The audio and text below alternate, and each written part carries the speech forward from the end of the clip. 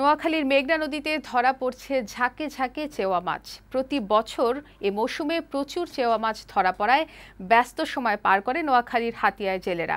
বিক্রয়ের পরে বাড়তি মাছ যায় শুটকির চাতালে। বছর জুড়ে এই শুটকি মানুষের চাহিদা পূরণের পাশাপাশি ব্যবহৃত হয় পোল্ট্রি খাদ্য তৈরিতেও। সংশ্লিষ্টরা বলছেন, যোগাযোগ ব্যবস্থার উন্নয়ন হলে হাতিয়ায় চেওয়া মাছের বাণিজ্যিক সম্ভাবনা বাড়বে। নোয়াখালী প্রতিনিধি জামাল হোসেন বিষাদের তথ্যচিত্র ডেস্ক রিপোর্ট। অগ্রহায়ণ থেকে চৈত্রের মাঝামাঝি পর্যন্ত মেঘনা নদী থেকে চেউয়া মাছ আহরণ করে জেলেরা। নোয়াখালীর হাতিয়ার জঙ্গলিয়া ঘাটে প্রায় ৩,০০০ জেলে জড়িত এই কাজে। এই মৌসুমে নদী থেকে ৭ থেকে ৮,০০০ টন চেউয়া মাছ আহরিত হয়। এর মধ্যে প্রায় ৩,০০০ টন কাঁচা হিসেবে বিক্রি হয়, বাকিটা হয় শুটকি।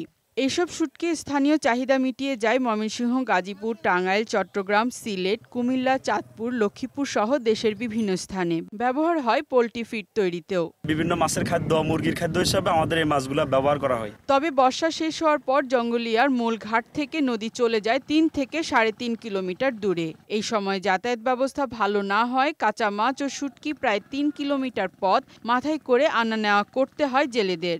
এছাড়া ন্যায্য দাম না পাওয়ারও অভিযোগ রয়েছে জেলেদের। মাঝিরা এখানে অনেক কষ্ট পায়।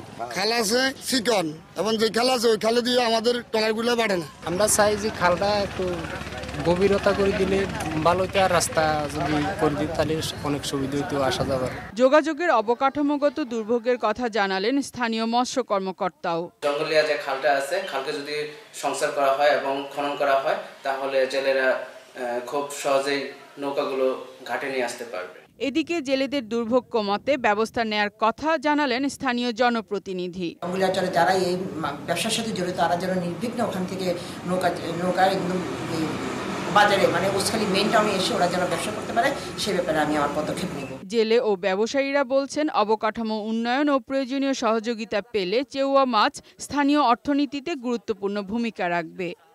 ডেস্ক রিপোর্ট, বৈশাখী সংবাদ।